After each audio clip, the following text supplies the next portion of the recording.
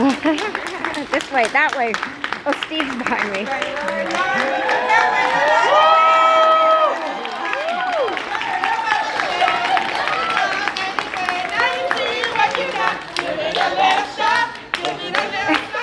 Everything's better now, whether you're ready or not.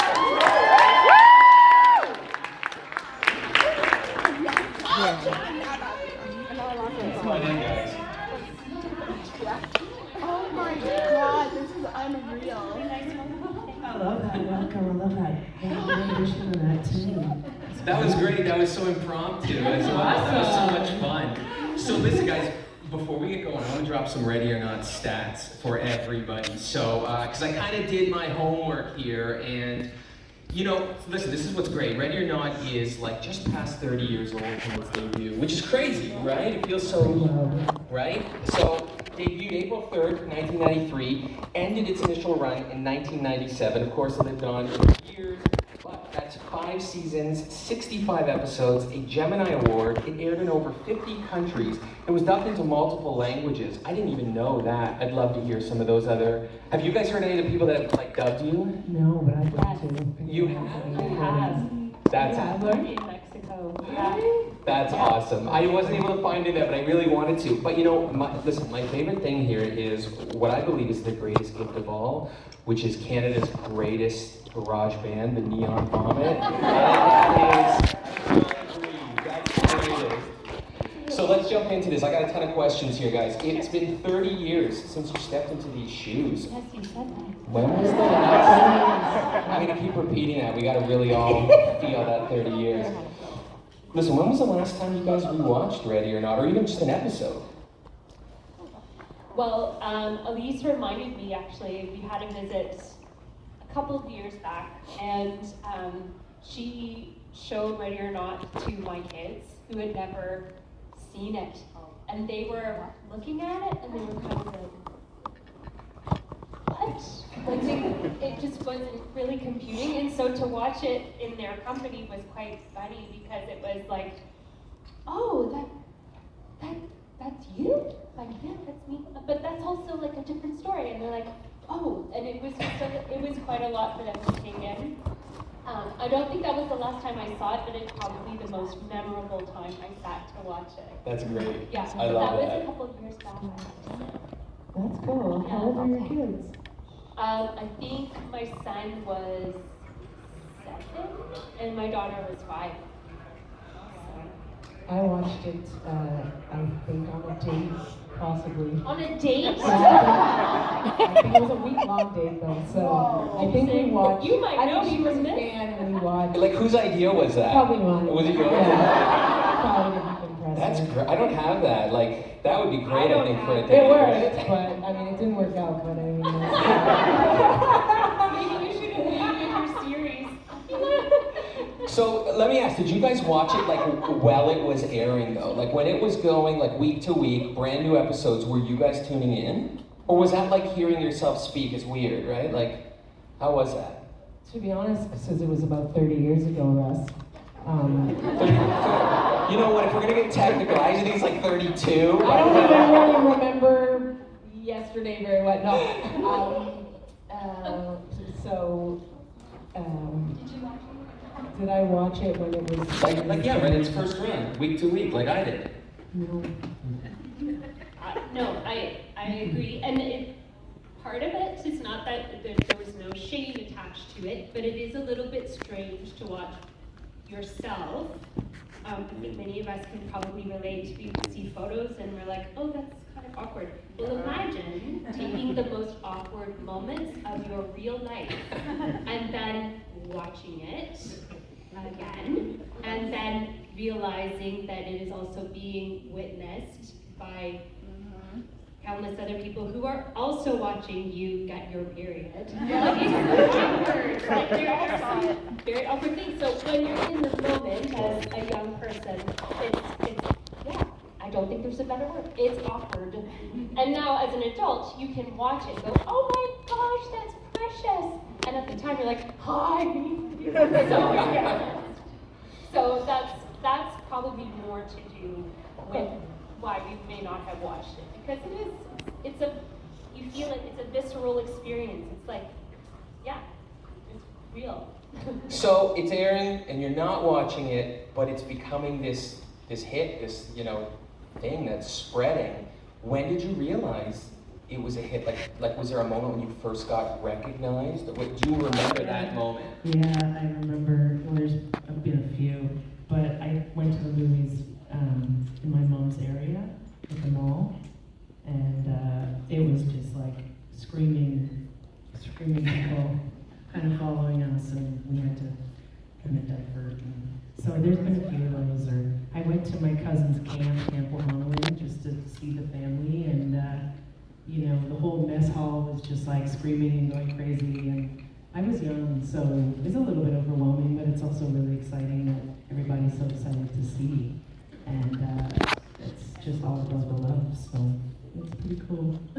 My experience is a little bit different, and it was, I remember to kind of address the point that you said, how did you know it was resonating or starting to become something? And obviously at the time, email was non-existent, so we weren't getting emails from people.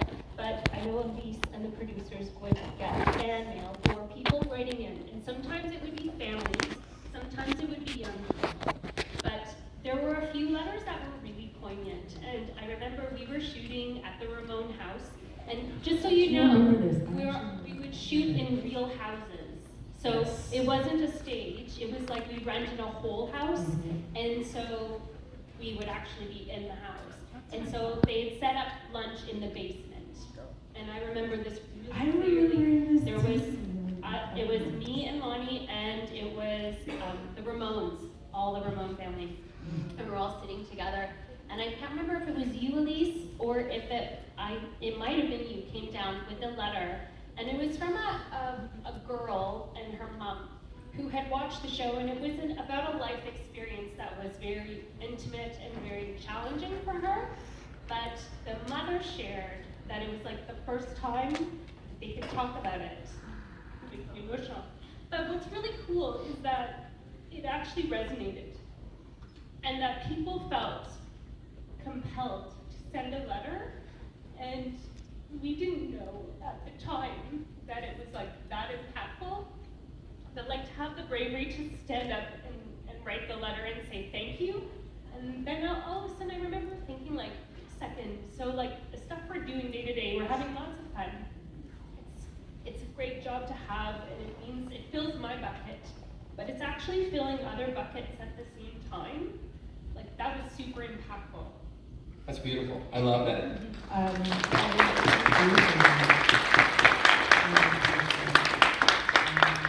Sorry, that was like way too much emotional. Thank you for sharing that. That's why we're here. By sharing that story. That's why we're here. This is wonderful. Real life. I know what. That's beautiful. It's such an Amanda. I know. I want to be like, Come on, Laura. Come on. I crush easily, guys. So I would say a lot of it would be people coming up to me and being like, oh, I really resonated with your character because I knew she was gay, and it really allowed me to be authentically who I am. Right. And who I knew I was, and I didn't have an outlet, and I saw that character, and I could resonate, and I was like, oh, it's okay to be myself. Mm-hmm. I'm gonna get emotional too right now a little bit, just to have that kind of impact, just being who I am, and then allowing other people to be who they are, right? So Thank it's goodness. It's pretty powerful. It's pretty special stuff. It's amazing. It's amazing to watch back too, because it holds up so well. It doesn't suffer like some shows do, where over time we learn things are a little different. Maybe we shouldn't have done it that way. Whatever. Like to rewatch it now is so like still holds true to what is happening today. And so I think everything you guys are saying, it's like I just fully rewatched it in preparation for today, and what was the whole 65 episodes. Listen, in a row. all 65, You marathon all that, 5 right? seasons. Wow. I watched the Spanish version. I didn't understand it. No, but it was really cool because it really held up, and it was just so interesting. Like I was like, wow, we're still dealing with so much of this right now. Whether we've it went away and came back, whatever it is, it's still here. So I think that's so great. It's amazing, and just even, we were just talking in the green room actually with Alyse just about how nowadays, like, a show like that may not even be able to be on the air because Absolutely. of cancel culture, because of things you can't say, it offends somebody, you know, but there was such an authenticity and the truth had to be told at the time, and I'm just so incredibly grateful that I was able to be involved in that at that time, to have an impact on the world as it did, you know. It's wonderful. And are you guys still getting recognized as these characters? I mean, what is it like after all this time for people to come up to you and still see you as those characters? Because you guys are ingrained in my mind as, like, you know, the people that you were on screen in those shows. Well, I've spent some time with you now, but I still see you as, like, young, busy, and Amanda, like high school, you know. How's that like, people walking up today? It's, you know, for me, it's an exchange of joy and love, right? So it just brings out immense joy and happiness out of people to be in my presence and to see me and then to remember the back of the show. So it's beautiful. It's amazing. I love it. I love to give that to somebody because that's why I'm on the planet, to spread joy and love. So through whatever I choose to do in my life. So it's amazing.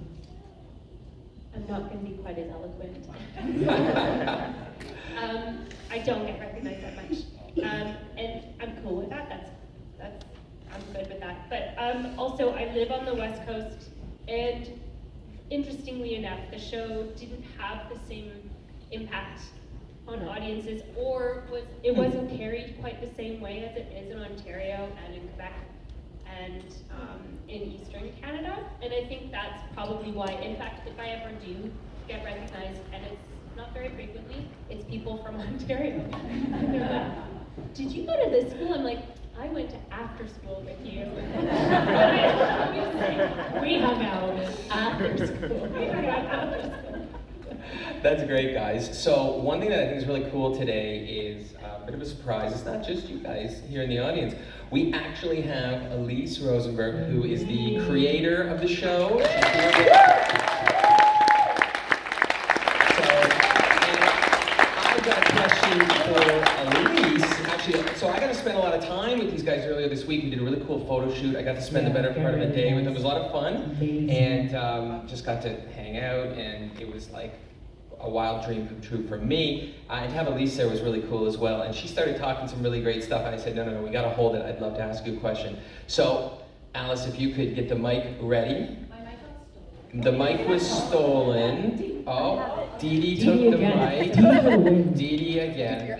While we're getting the mic, I'm gonna ask. So, Alyse, I wanna know specifically about casting, the process of casting both Amanda and Busy. Like, what was it like the first time you met the girls? You've got to have some really fun stories about this. I do. Yeah, okay. So I had a casting director, Ann Tate, and she was bringing in every possible, established young actress into the room. And so we're seeing, pretty seasoned kids who had been already on lots of things. And then she started bringing in people who had just, a little less experience. And we basically saw almost 100 different girls. And I wasn't finding that right combination. And I was, brand new. This is like a big break for me to be doing this little film. It was just actually one single film before it became a series. And in came, so there, girls are coming in and reading for Busy and also coming in for Amanda. And apparently, I just actually learned this today, that Laura was asked to read for the part of Busy, and Busy was asked to, or Lani was asked to read for the part of Amanda, which is now obviously hard to believe. But they came in, and the casting director made that decision. So I'm quickly looking at the pictures, and I'm looking at these two girls who just walked in, and I'm assuming that they are already best friends. I thought that they actually were two friends auditioning for the roles together because their instant chemistry was so palpable for me. And I think I looked at them and said, no wait, I think you've got to read for Amanda, Laura, and Lani, you read for Busy. And as soon as they started reading the script, there was just, my hair stood on end. I knew this was it. And then Lani says, oh, and by the way, I play the drums. And I said, okay, we're adding that in. I mean, the character never played the drums, and as soon as we found out that she played for real, we immediately put that into the show. So I struck gold, and even though I'm going to say that the network wanted more experienced actors, they were worried that we were all newbies, that we might not pull it off, and I said, no way, we got to do it, and we did, and they let us do it. So grateful. They're my, two of my favorite people. Love them. Thanks for fighting for me.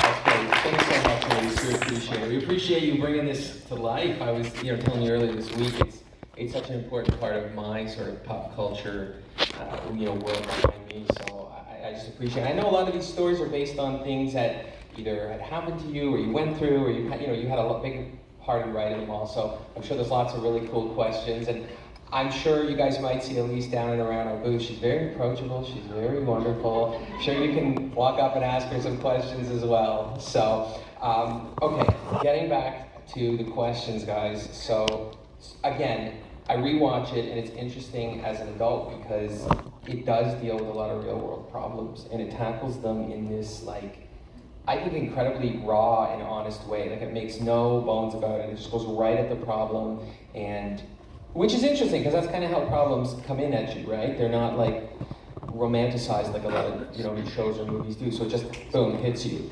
Divorce, racism, consent, body image, tons of other stuff, and that's just the easy stuff. It gets tough in some episodes, which I think is great. Not a lot of shows are doing this at that time, so did you guys have an indication of how important it was to talk about these specific topics? Because I think there were a lot of people watching it that were going through it, and I think Amanda and Busy helped them through it.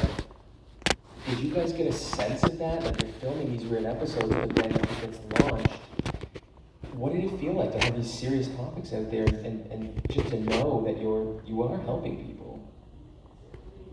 It's heavy, I know.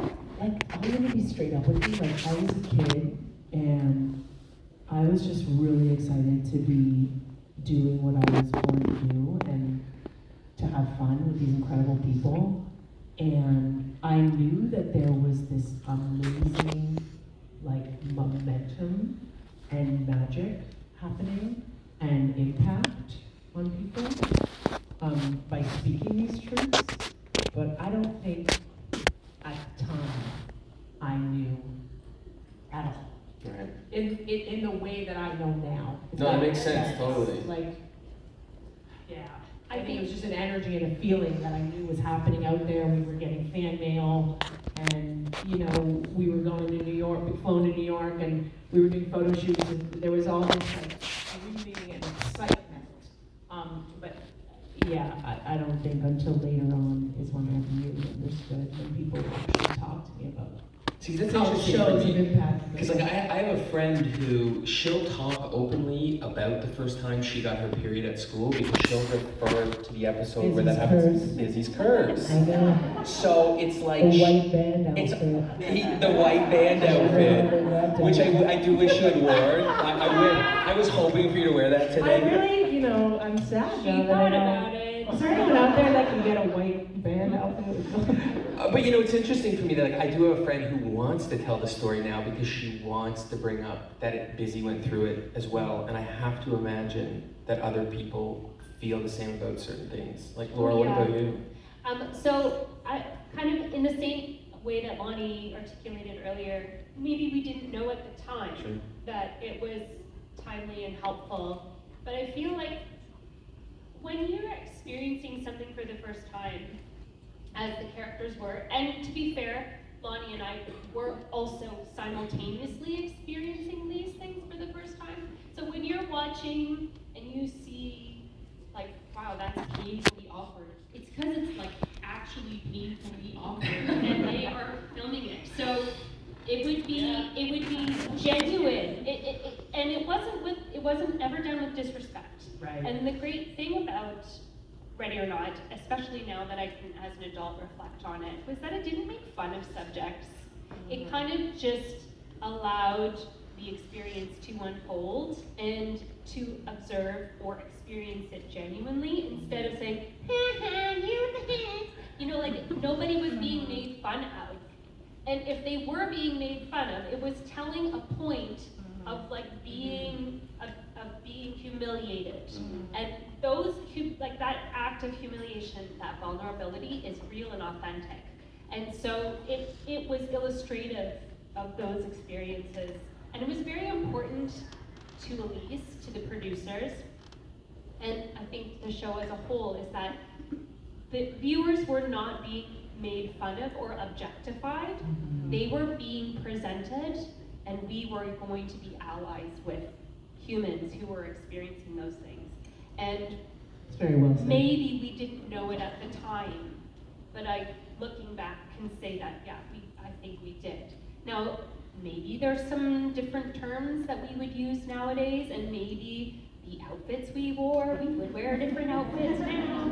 But like, I think that the themes and the concrete parts of the storytelling still ring true. And I think that may be the legacy for that show. I think sure. some of those outfits are coming back, I'll be honest. Well, yeah, actually, The white band. The that one never left. That one never left. So the immediate follow-up question, like, what storylines were just really embarrassing or awkward to film? And I know we're gonna go right to like Busy's what curves. right to Busy's curves. There's some. Well, it's interesting because you know your character has this terrible, like, it's presented like, oh my god, I got my first period, but in a like, I'm so embarrassed. But then Amanda's is like this exciting moment for her that she's just like announcing, and it's that duality is very funny to watch that unfold. But there had to be some really embarrassing. I know Amanda walks in on her parents having sex. That's brutal. I can only imagine what that was like to film. well, you know, it's awkward.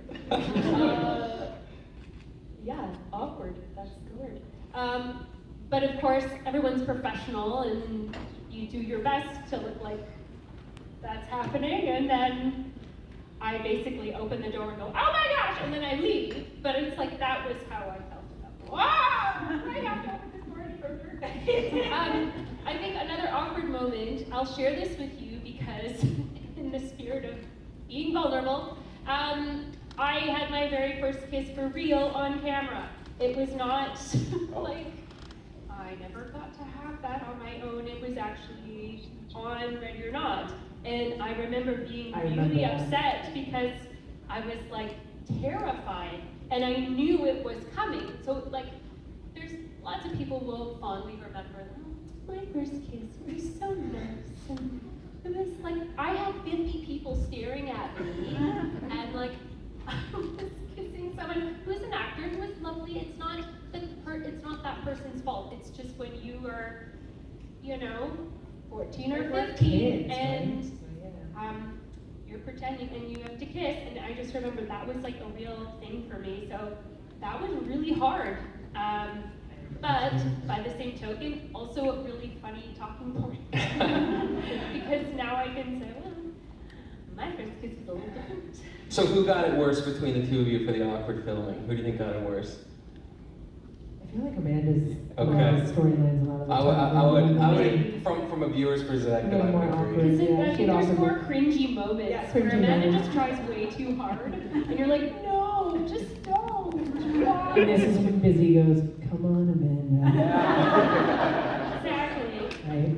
And yeah, I would say another awkward moment for me, and this was my 15-year-old self, was I remember our costume designer was trying to make a point, and it was like this moment when Chrissy has this really cool outfit, and Amanda really does not, except that she wanted me to wear like it kind of like a matching tracksuit, except it was pajamas, like in real life. I was like,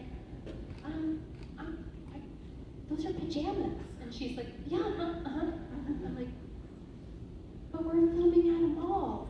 And I remember going, I can't wear pajamas out at the mall. And I remember like this was an internal struggle, but I just had to kind of steel myself and say, okay, you're gonna wear pajamas and it's okay.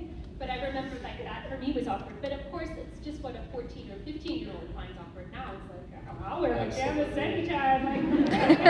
Well, I got an actual pretty awkward one, so, Okay. and it's super vulnerable, so, but it was French boys, and I had to be super flat, like chested, and I wasn't.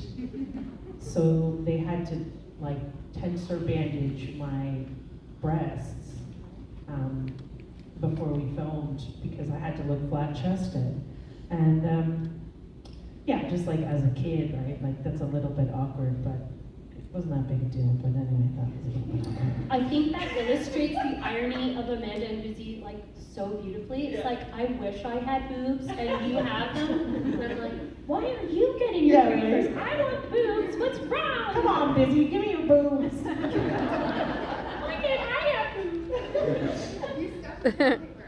Exactly. Oh, and we did. In the spirit of sharing, hands up who stuffed their bra in the toilet paper. We've got some here that suffered awkward moments as well. I think that's what's great though, right? You guys went through awkwardness, we all went through. Yeah, we were actually living it because we were kids, right? Totally. And that's where, you know, looking back, like, it was in real time, we were kids living this experience of also kind of being super truthful and you know, addressing these issues and these things as kids, like, so. So Ready or Not comes to an end and we learn that Amanda is moving away, and it is just so sad. And it really is. It's actually really sad to watch the whole series and watch her move away. But I would like to know, where do you guys think things are? Where are they? Are they still friends? Like, where do you guys, in your heart, say Amanda and Busy are right now?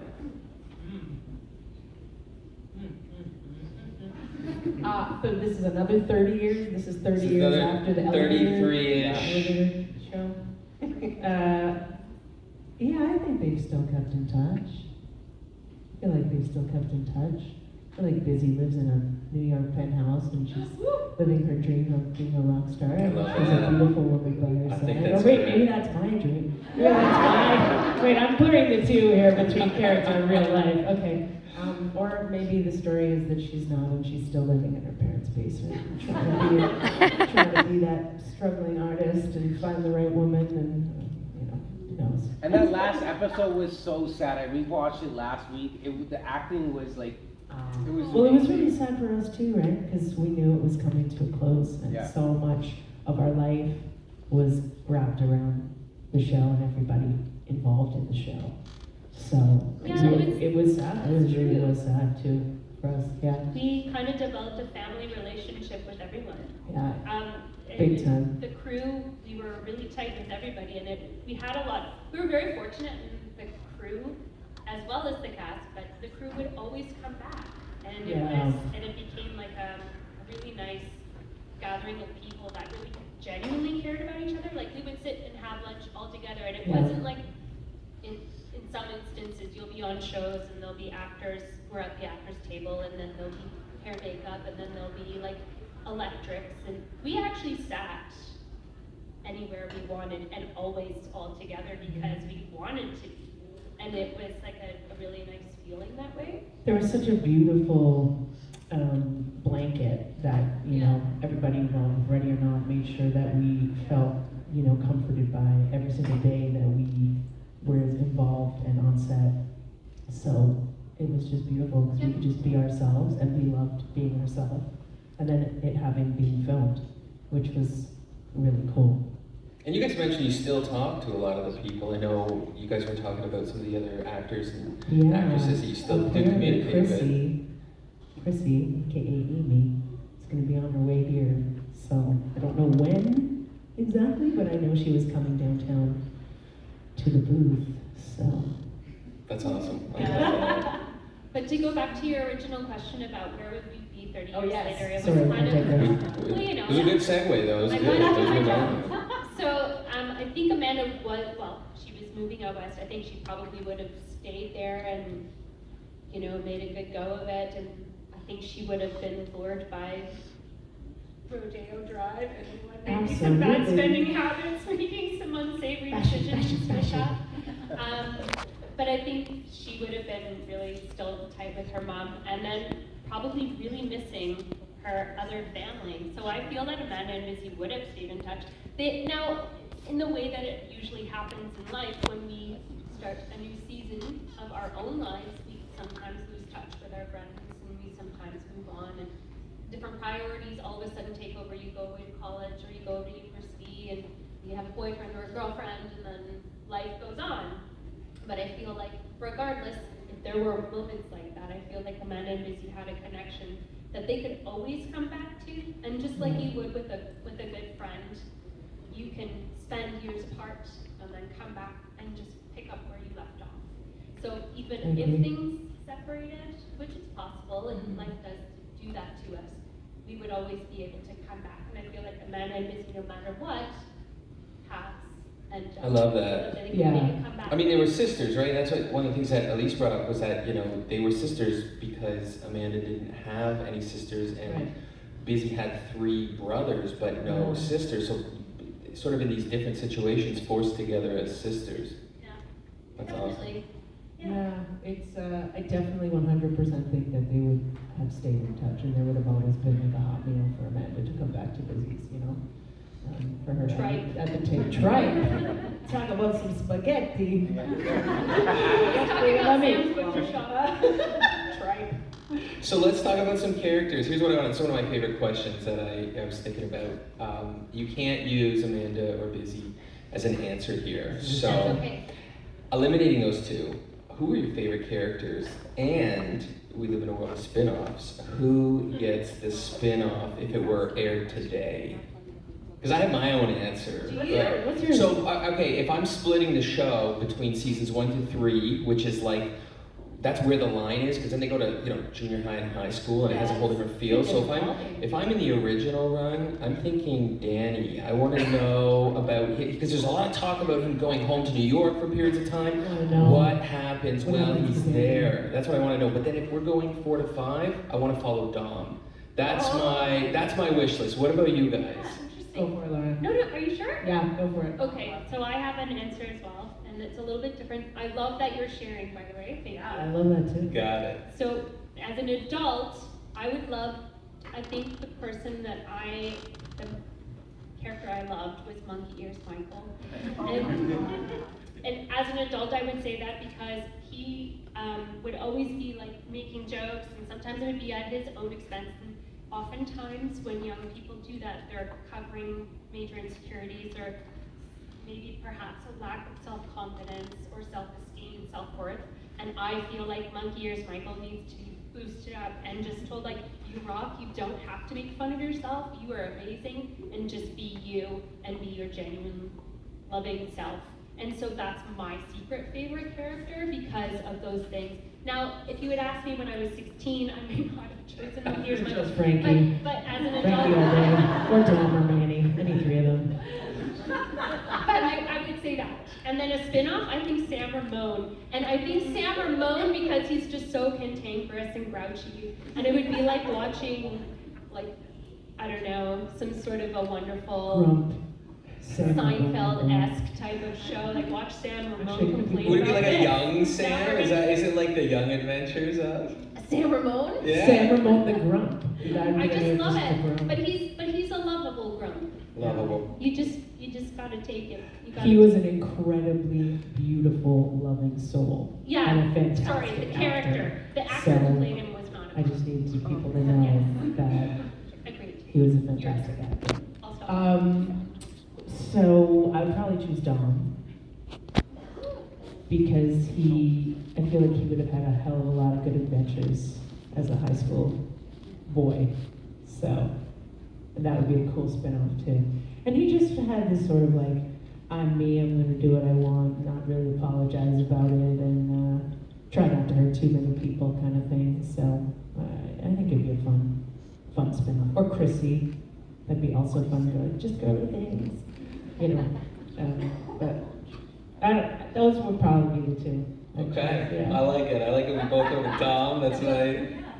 I'm interested to hear. Anyways, I don't know if this is, I'm interested to hear what people here would think too, but we can talk about it. We can talk, we can We get should do a into poll, like, of all the characters, you should say all the characters and then. Yeah, then, like we'll do an online poll, we'll see who wins, and then we'll Why not? petition Insights to Yeah. to do a spin-off series. So, listen, Lani, this question is for you, and we kind of got into it a little bit, but drumming is such a key part of Busy's character. You know, it's so. I mean, it seems like. So my question was going to be, you know, did you learn it for the show, or did you, you know, already know how to do it? Because you're still drumming. You know, shout out to Love Pocket Duo, Love your Pocket jazz Duo. ensemble. Love If you guys aren't Pocket Duo. following, please do. Yeah, give us a follow, Love Pocket Duo.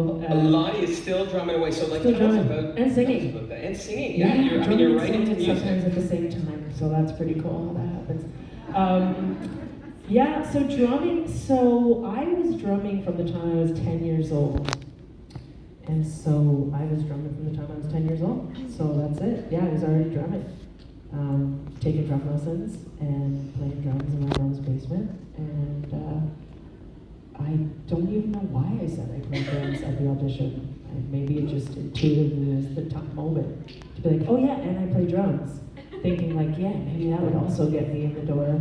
Because Busy would play drums, you know. And yeah, and she does. But it's such a great part of the character too. Like I almost think like if you didn't, like where, Yeah, right. what directions would it have gone? Because I genuinely love Neon Vomit. I love all the storylines with that. I love all the storylines Me with you doing too. music. You know, with Sag, like everything like that. That's a great. I'm just really grateful that there was a music line for the character Yeah. because it's so integral to my life as a musician as well. So it was a blast, like playing drums on set. I'd be like playing and then like, hey Lani, we got a light, and I'm just like, oh really? Like I want to keep playing drums. So that was amazing. It was amazing. I love so it. grateful, super grateful. So let's jump into a little bit of Q&A. Alyse, do we got some time for Q&A? I think we do. So does anyone here have any questions? If you do, put your hand up, please. We've got, okay. Don't be shy. Don't be shy. We definitely have some questions. You have a question here? We're pulling it up right now, hold on. Huh? You can get to someone else until Okay, we're gonna move to a different question. We're gonna come over on this side. Take third row right here, Alyse. There you go. Hello. Hi. Hi. I'm so glad you guys are here. I made you guys something. Can I You pass it did? up? Is that okay? Let's course. see it. Okay. Please. You made us something? Wow. It's less of a question, more of a show and tell, but I'm here for it. No. And while that's on its way up, I think we do have some other questions. Have we pulled up that question over here? Yes. Okay, we have a question. We have a gift and a question. A gift. So cool. I sat on something sharp, of course. Of course you made that button. I'm gonna put it on right now.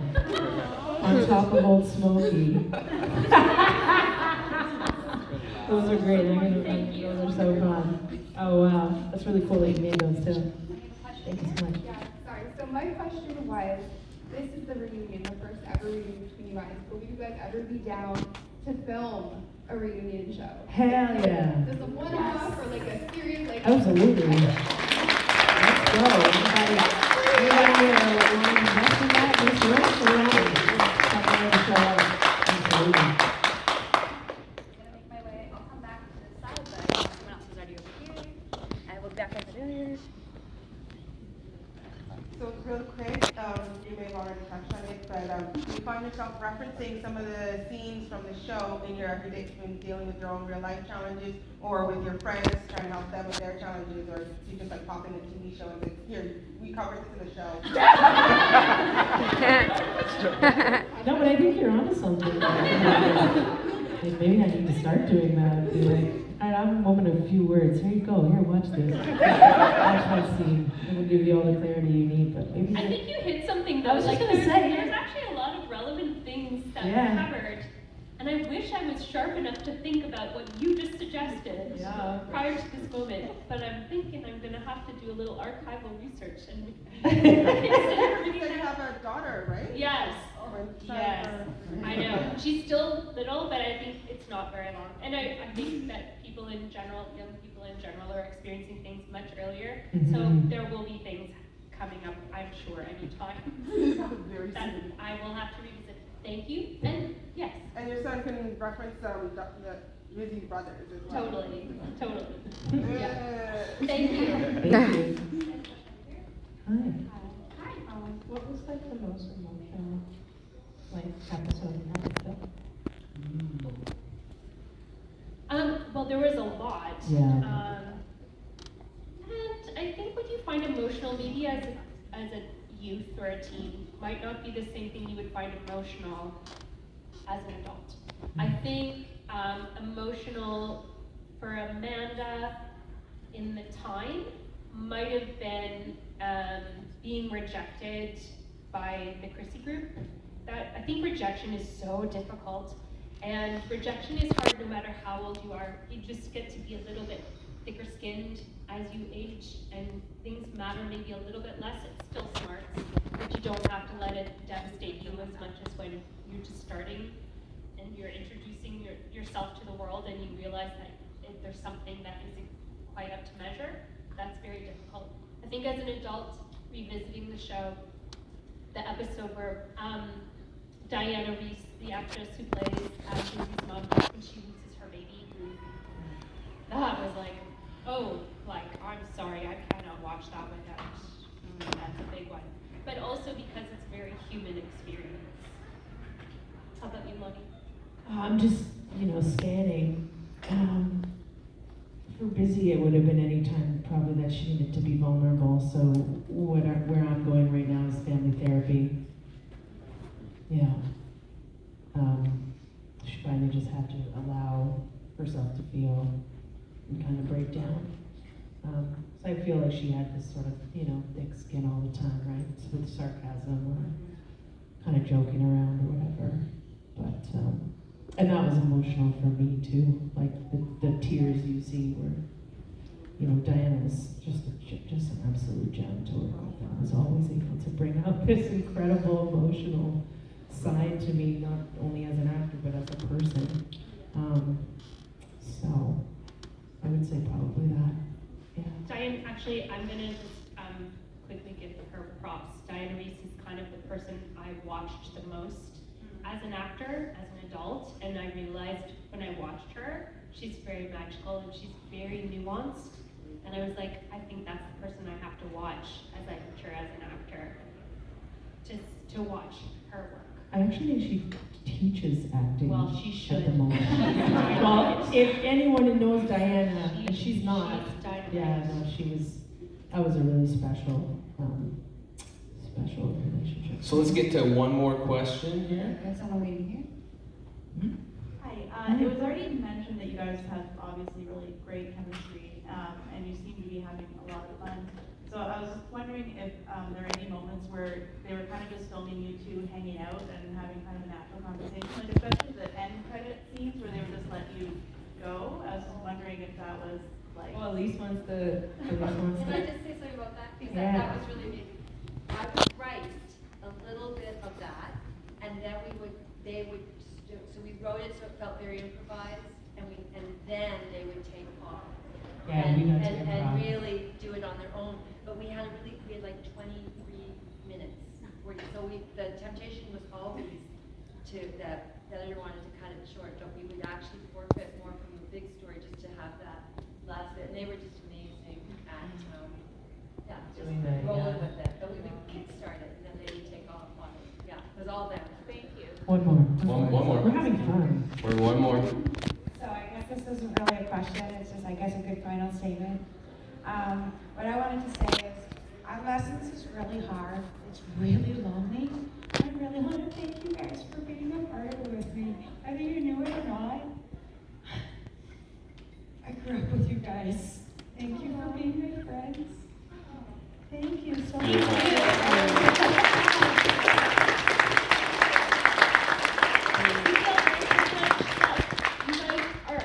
Here. Yeah, it's so really awesome, guys. Thank you so much for the continued support, and lovely. It was really a magical and beautiful thing for us to be involved in.